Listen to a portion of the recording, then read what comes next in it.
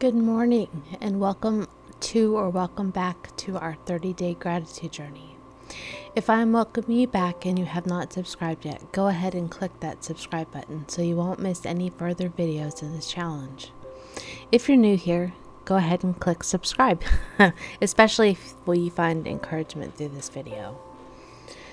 If you like daily inspiration to go out there and live your best life, hit that like button to let YouTube know that you want to see more inspirational and encouraging videos in your feed. Also, if you are encouraged by today's video in any way, then go ahead and share this video with your friends.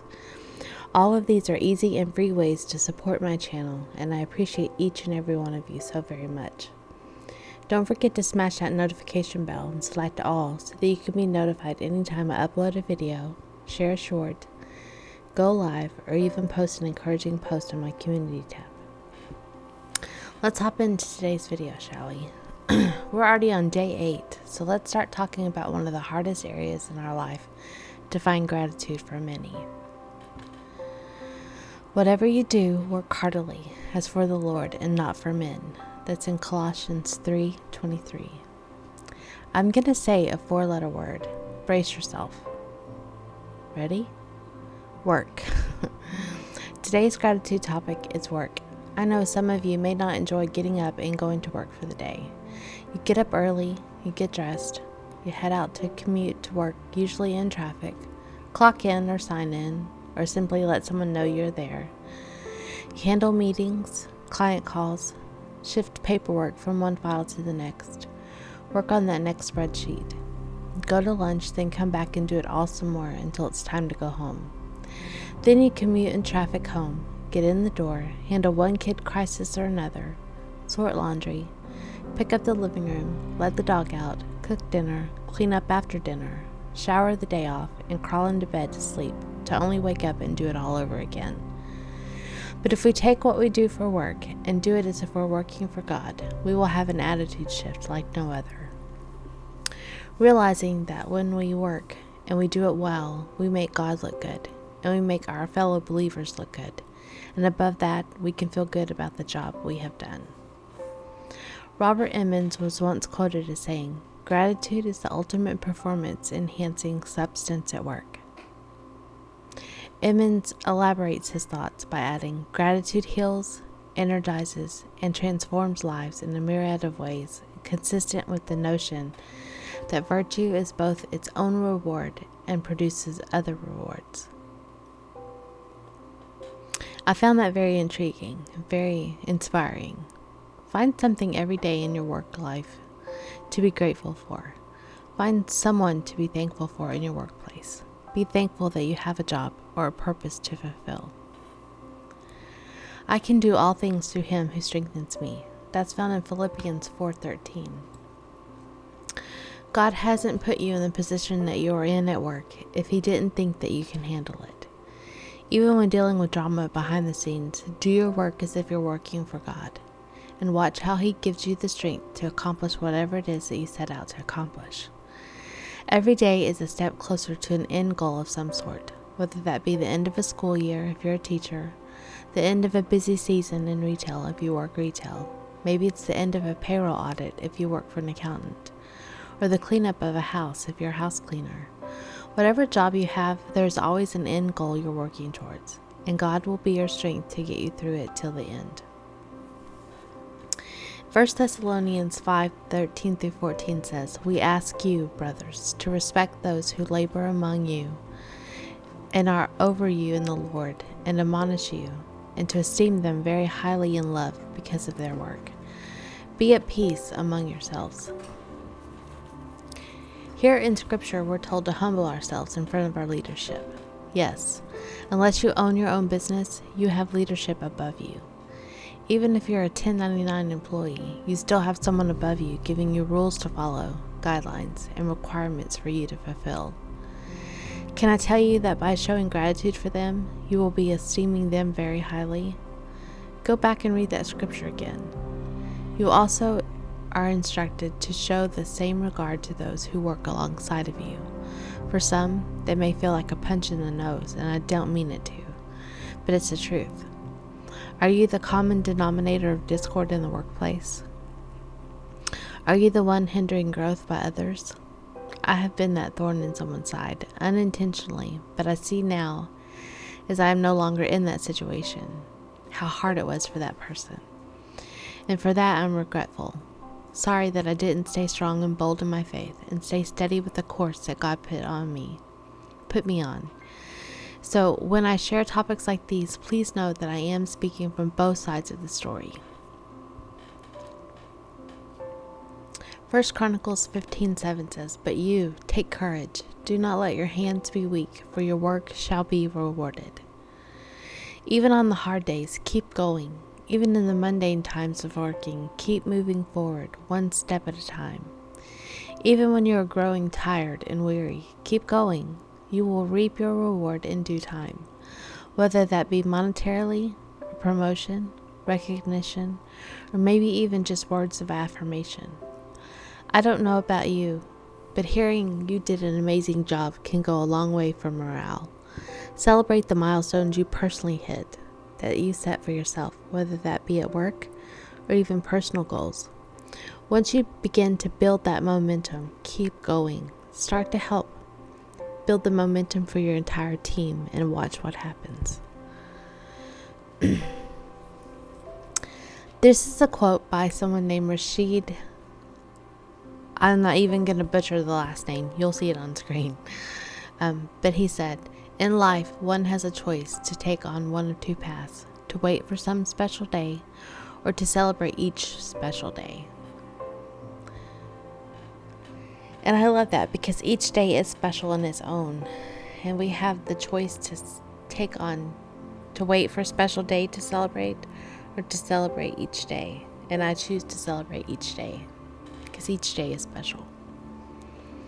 "Whoever is slack in this work is a brother to him who destroys." That's in Proverbs 18:9. If you do not hold up your end of the job at hand, basically you're letting down the others on your team or your place of business. You are part of the problem. You begin to be an active part of destruction. That destruction could be physical, financial, emotional, spiritual, whether it affects the whole company or just one coworker. Go into a retail store, not a big box store, but a small retail space. See how the workers interact with one another. If there is discord, you will see it if you're observant. Same goes for school. If there is division in any link to the chain, you will see it, if you happen to be looking for it. Sometimes it's so obvious because you can feel the discord. Discord is huge, and it's not a good feeling to be in at all. Gertrude Stein once said, "Silent gratitude isn't very much to anyone." And I absolutely love that quote. Because silent gratitude doesn't help anyone, maybe yourself, but sharing gratitude causes a surge that is contagious. I want to go live and just do a gratitude rampage one day and invite others to join in on sharing their gratitude for whatever they can think of. Because, I could sit and say in my head all these things I'm thankful for, but even saying them out loud stirs up this extra gratitude within me. It's an amazing feeling, and it's something everyone should experience. Romans 8:28 says, "And we know that for those who love God, all things work together for good, for those who are called according to his purpose." This is a verse I rested on anytime I'm in conflict, spiritually, emotionally, or even physically. Because I do love God, and because of that, I can confidently walk in his promise that all things are working out for my good. I have seen this come to fruition in my life many times, especially when changing careers. I seem to move up the ladder and beyond my expectation every single time. Even trusting my gut instincts, going against my mother's wishes at one point, until she's seen how good the company was taking care of me. They even paid to send me to the doctor because my insurance hadn't kicked in yet, and I had a kidney infection. Every single job I've ever had was led by someone who truly cared for me as a person. I wasn't just another employee to them, or another number. For I know the plans I have for you, declares the Lord, plans for welfare and not for evil, to give you a future and a hope. That's Jeremiah 29:11. The year I left teaching, this verse had become my anthem. I repeated it any time I found myself anxious, not only about my own career, but my husband's career as well. We were flying by the seat of our pants, so to speak, basically trusting God with all that I was, all that I believed in, and it increased my faith. It is what got me through all the ups and downs of my husband's career, through the pandemic, through the diagnosis of my husband's cancer, and even in the time of me being in the hospital for 2.5 months, and even up until my husband took his last breath. God never left me. He never forsake me. He promised that I will have a hope in the future, and I still lean into that. William Arthur Ward once said, "Gratitude can transform common days into thanksgivings, turning routine jobs into joy, and change ordinary opportunities into blessings." I love that quote. That means a lot to me personally. And Philippians 4:8 says, "Finally, brothers, whatever is true, whatever is honorable, whatever is just, whatever is pure, whatever is lovely, whatever is commendable, if there is any excellence, if there is any worthy of praise, think about these things." There is a whole lot of work in us that has to be done to fulfill this scripture in our lives. It sounds easy, but throw yourself in a storm, whether that be an emotional storm, a physical storm, a financial storm, and people will discover what you're made of. The ugliest parts will come out first, then will come the remorseful, followed by gratitude.